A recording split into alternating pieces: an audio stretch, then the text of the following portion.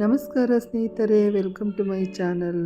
ಮಾಜಿ ಪ್ರಧಾನಿ ಎಚ್.ಡಿ. ದೇವೇಗೌಡರ ಪತ್ನಿ ಚೆನ್ನಮ್ಮ ದೇವೇಗೌಡ ಅವರು ನಿನ್ನೆ ಖಾಸಗಿ ಆಸ್ಪತ್ರೆಯಲ್ಲಿ ನಿಧನರಾಗಿದ್ದಾರೆ.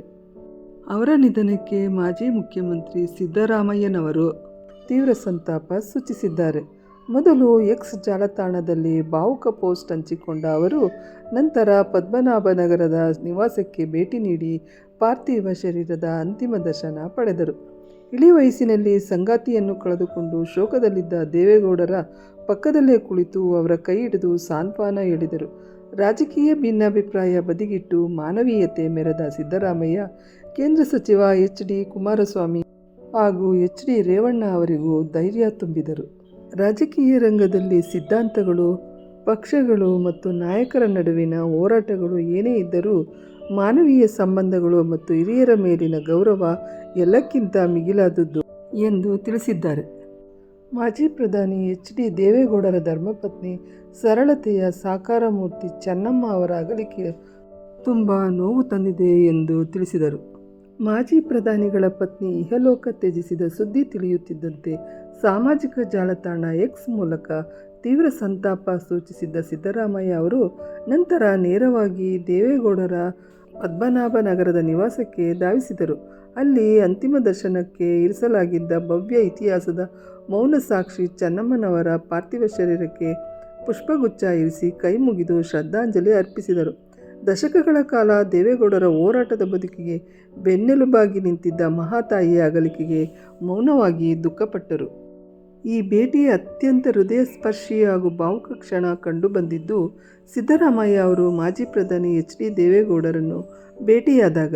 ದಶಕಗಳ ಕಾಲ ರಾಜಕೀಯದಲ್ಲಿ ಒಟ್ಟಿಗೆ ಹೆಜ್ಜೆ ಇಟ್ಟು ನಂತರ ಭಿನ್ನ ಹಾದಿ ತುಳಿದಿದ್ದ ಇಬ್ಬರು ಧೀಮಂತ ನಾಯಕರು ಇಂದು ವೈಯಕ್ತಿಕ ದುಃಖದ ತುತ್ತ ತುದಿಯಲ್ಲಿ ಮುಖಾಮುಖಿಯಾಗಿದ್ದರು.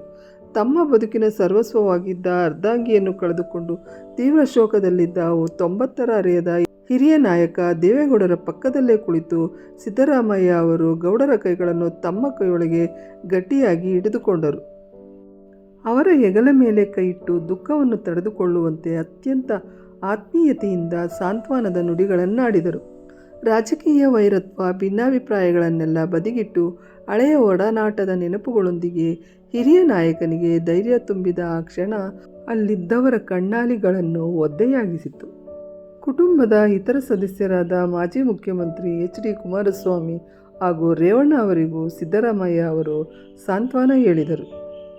ಈ ಸಂದರ್ಭದಲ್ಲಿ ಆದಿಚುಂಚನಗಿರಿ ಪೀಠಾಧ್ಯಕ್ಷರಾದ ನಿರ್ಮಲಾನಂದನಾಥ ಸ್ವಾಮೀಜಿ, ಕೇಂದ್ರ ಸಚಿವ ವಿ. ಸೋಮಣ್ಣ, ಮಾಜಿ ಸಚಿವ ಜಮೀರ್ ಅಹಮದ್ ಸೇರಿದಂತೆ ಅನೇಕ ಗಣ್ಯರು ಇದ್ದರು.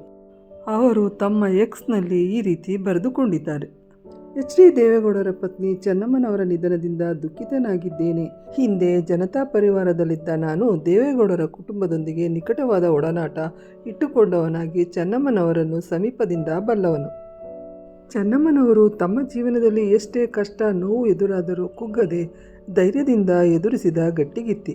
ದೇವೇಗೌಡರ ದೊಡ್ಡ ಕುಟುಂಬವನ್ನು ಪೊರೆಯುತ್ತಾ ಬಂದ ಅವರು ಆದರ್ಶ ಗೃಹಿಣಿಯಾಗಿದ್ದರು. ಮಾಜಿ ಪ್ರಧಾನಿಗಳ ಮಡದಿಯಾಗಿದ್ದರೂ ಯಾವ ಹಮ್ಮು ಬಿಮ್ಮು ಇಲ್ಲದೆ ಎಲ್ಲರನ್ನೂ ಅಕ್ಕರೆಯಿಂದ ಕಾಣುತ್ತಿದ್ದವರು ಚೆನ್ನಮ್ಮನವರು. ದೀರ್ಘಕಾಲದ ಸಂಗಾತಿಯನ್ನು ಈ ಇಳಿವಯಸ್ಸಿನಲ್ಲಿ ಕಳೆದುಕೊಂಡ ದೇವೇಗೌಡರಿಗೆ ದುಃಖವನ್ನು ಸಹಿಸಿಕೊಳ್ಳುವ ಶಕ್ತಿಯನ್ನು ಭಗವಂತ ನೀಡಲಿ, ಅವರ ನೋವಿನಲ್ಲಿ ನಾನು ಭಾಗಿ ಎಂದು ಬರೆದಿದ್ದಾರೆ. ಈ ಮಾಹಿತಿ ನಿಮಗೆ ಇಷ್ಟವಾದಲ್ಲಿ ನಮ್ಮ ಚಾನಲನ್ನು ಸಬ್ಸ್ಕ್ರೈಬ್ ಮಾಡಿಕೊಳ್ಳಿ ಹಾಗೂ ಇತರರೊಂದಿಗೆ ಹಂಚಿಕೊಳ್ಳಿ. ಧನ್ಯವಾದಗಳು.